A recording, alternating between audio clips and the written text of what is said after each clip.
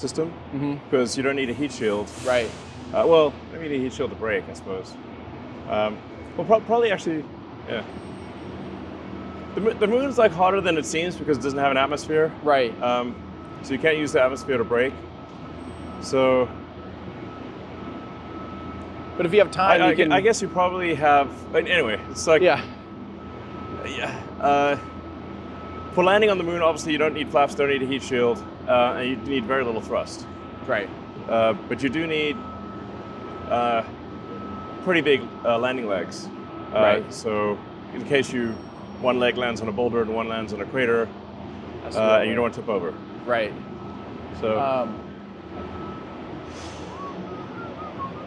Because that's, I think HLS, I don't think a lot of people understand that we're going from a 16-ton lunar lander with the Apollo program to a, I don't even know how heavy HLS is going to be. When it lands, it's going to be at, at least 10 times that massive. At least 10 times that massive. And acres of volume compared to anything that was landed during the Apollo program. And I just think that people aren't necessarily ready for how big Starship will be on the moon. It's basically a habitat when it's on the moon, It's not just a little tiny tent like the Apollo lunar landers. Yeah. I mean, I think the next step is to go beyond Apollo and have a permanently occupied base on the moon. Yeah. Like Moonbase Alpha. That's the next step. So you don't want to just have a few people there for a few hours. You want to have a permanently occupied base. Right. This factory's huge. Yeah. And I guarantee if we came back in a year, it'd be just up and running like a normal factory already. I mean, this will be full with equipment in 3 months. Jeez. So is there a decent amount of new stuff that's, is there hardware coming in here and tools that are coming in here that'll unlock just mostly production rate or even new ideas or what's that kind of like? I mean, you can build any given design in an artisanal way, slowly, with by having a lot of crews come to the same station. But in order to have real production, you've got to move from one station to another, where you have the same amount of work at each station. Right. So this is meant to have a lot of stations. So you'll see a lot of work in progress. Yeah. And you'll be able to see very clearly, hey guys, where the blockages are. Mm-hmm.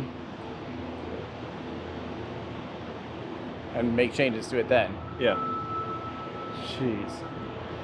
It's so funny to think about how, we were only 5 years ago out here when the Mark I and all you had was a tent and Stargate was the biggest thing out here, that little Stargate thing. Yeah. And now I almost missed it trying to pull into Stargate today because... Yeah, it looks like a little hut. Yeah, it's dwarfed by absolutely everything else out here already. Yeah. It's just crazy. Oh, that feels nice. Air conditioning. Holy crap. It just keeps going. Yeah. I thought that was the main thing. Yeah. Jeez. So there was more behind that wall. Yeah. Holy crap. So this is more of a real factory here. This is what the other side will look like. The other side will look like this.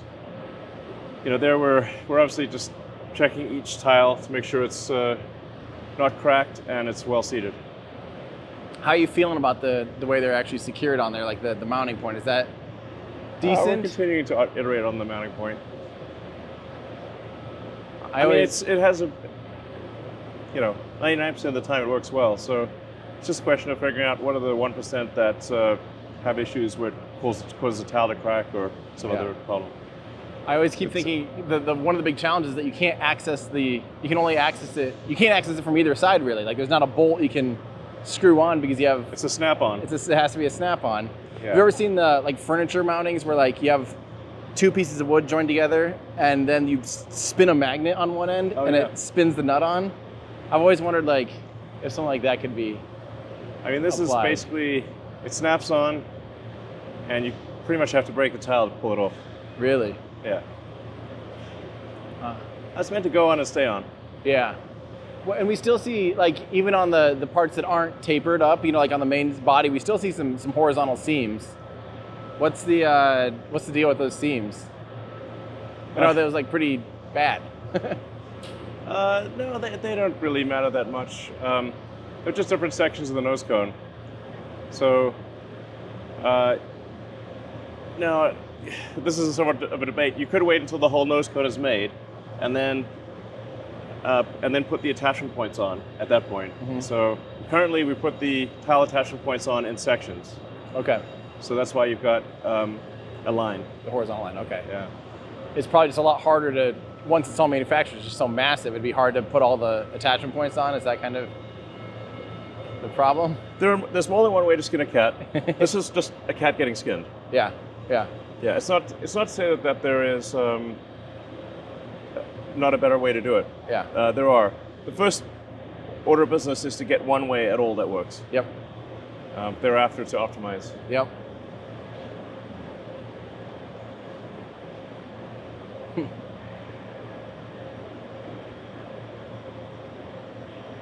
Watch your step here.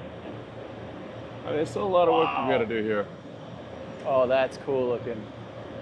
Is that the landing tank for? Yeah, it's a header tank. Header tank there. That's insane. Jeez. And then are those COPVs propped up against it like that then? Is that what those? Yeah. Jeez. Got to pressurize the header tank with something, and the engine's on. Exactly. Wow.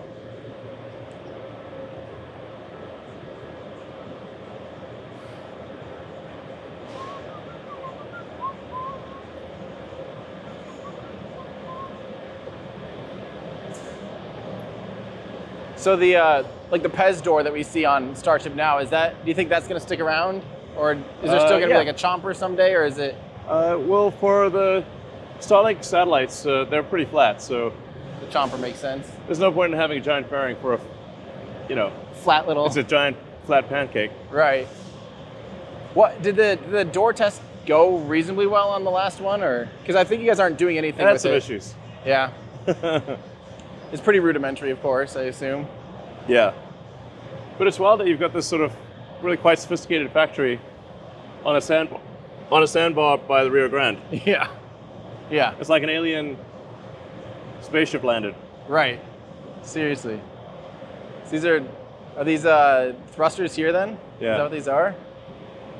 Little jetpacks.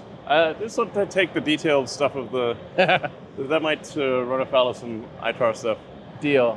Yeah. I mean, I don't know if anyone is going to copy us. It's a hard thing to copy.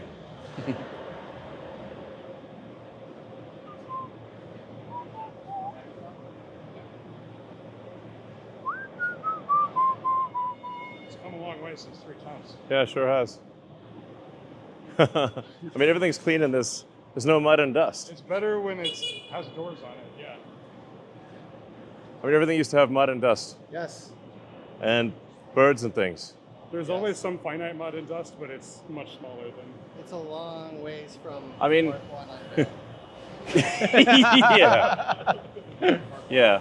I mean, the Mark 1 thing, it looked like the junkyard in Tatooine. Which was charming. Yeah. You know? There was a lot of dust and mud. Farside Yeah. rocket. The far side rocket. I mean, the Mark 1 was conceptual as a concept piece. Yeah. I'd say concept art. It was Yeah. part of the journey. Absolutely. Yeah. So James pointed out that this actually wraps all the way around. Yeah. All of that still back Yeah. there. There's more to it. Yeah. That's That's, The wall's that's the coming dome down. line. Jeez. Yeah, That's the dome line. And the coils, that's the starter lines over there. That's crazy. Yeah, so we do have an existing factory that's wrapped around the one you just saw. So That's where we make the ship and the booster. So then that will open up and you'll start Yeah. serpentining it basically through there. Yeah, that we'll take down that wall there. That is, once we have the doors on Mhm. the other side, we'll take down that wall, and then you'll just have factory will just kind of go as far as the eye can see. It's so much bigger than I thought. From the road, I mean, it looks big from the road, but it's insane. It's And then ridiculous. obviously the sections get gradually bigger as you go south. Right. So that's why things start off sort of short.